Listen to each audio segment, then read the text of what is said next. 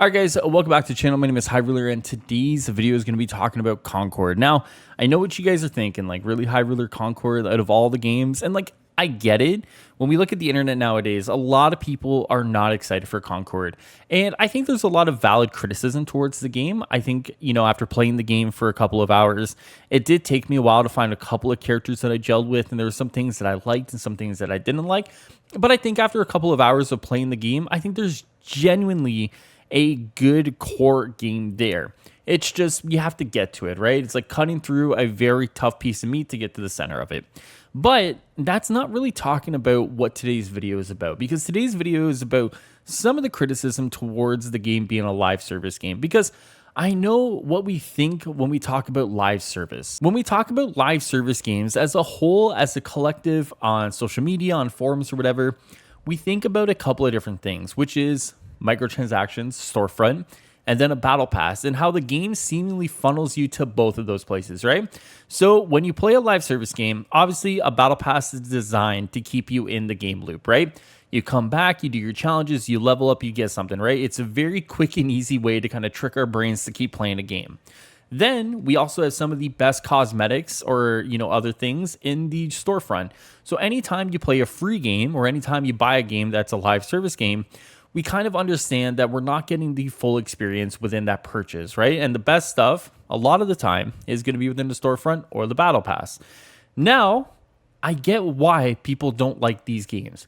Personally, when I play a live service game, I do try to support the ones that I really like, right? So, for example, I play Suicide Squad.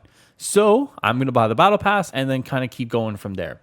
But a lot of people nowadays just want to go back to the days of you buy a core experience and you get everything with it, right? You buy a game, complete package, it's all there.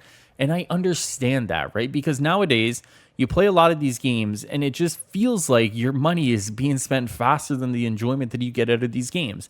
And I think when we look at Concord, Concord is actually bucking the trend quite a bit here. And for you guys who have missed it, Concord put out a couple of infographics here talking about the future of their game. Now, of course, it's not being delayed. It's not canceled for any of you guys who may be like, I want this canceled. But truthfully, they talked about what to expect moving forward towards the launch of the game now that their open beta is done. And the first one talks about the battle pass, and it says Concord does not have a battle pass. We wanted to focus our attention on making Concord a rewarding and robust experience on day one. We're just playing the game, leveling up your accounts and characters, and completing jobs yields meaningful rewards. And I think right there, that is quite a bit of credit to be given, because as I've said, the trend nowadays is to kind of litter your game with as many microtransactions as possible in order to kind of recoup the development costs of your game in order to make a hefty profit as well.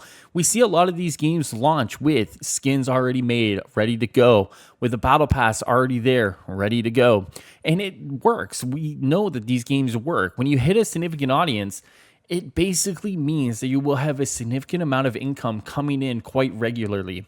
But Concord is not doing that, and I think we should start celebrating games that don't do this.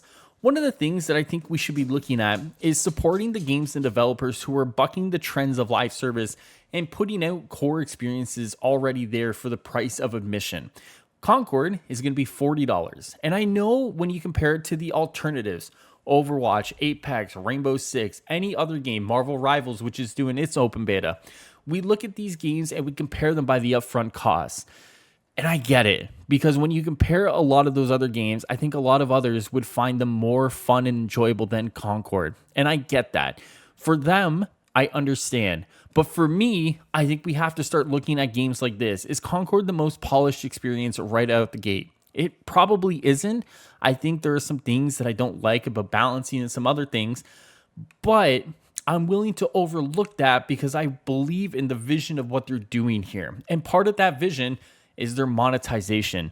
I think we as a collective should start supporting game developers who do more with less. And by that, I mean they do more by introducing post-launch content or cinematics and doing that with less money coming in, because they're not milking us for every dime, nickel, or dollar that we want to give them. And if you're not one of those people interested in Concord, I'm not saying to buy it just because they're not doing a battle pass, but I think regardless if it's Concord or another game, We need to start supporting games that do more with less here and start giving us the core experiences for the price of admission that we used to do. Now, the counter argument to all of this is that how are they going to fund everything with just a $40 price of admission? The numbers weren't great.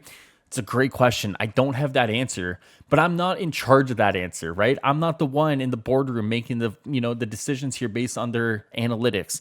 I'm just saying, from my experience, from my perspective, if a game is willing to give us everything for the way it used to be, $40, go in, have fun, I think we as a community should start looking at these games with a little bit nicer lenses towards them. Otherwise, not to say we're going to be the ones to blame for the kind of trend that we're going down, but we kind of are, right? We need to start showing the industry that there's other ways to kind of support these games. There are other ways that we can do things, because right now, you want to play a live service game, it's not just the price of admission. There's more there, and not a lot of people enjoy it. Just because I spend money on Suicide Squad or other live service games doesn't mean I want to. It just means that's kind of the way things are. But by changing the way things are, we don't have to go down the path that we are.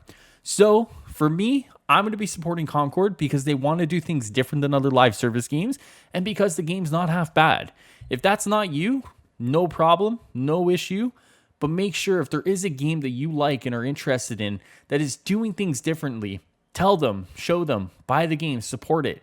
Because this is the only way that we'll get the video game industry to kind of recognize that there is an audience there who doesn't want battle passes, who doesn't want these microtransactions, and who are still willing to put up the money to support these games by buying into the price of admission. If we do that, hopefully we still get more of these cool experiences that offer more for less. That's all I got for you guys today. Thank you so much for watching the video. If you guys want more Concord stuff, make sure you subscribe to the channel, like the video, leave a nice little comment. Otherwise, I'll see you guys next time here. Enjoy the rest of your day and night. Take care of yourselves. Later, guys.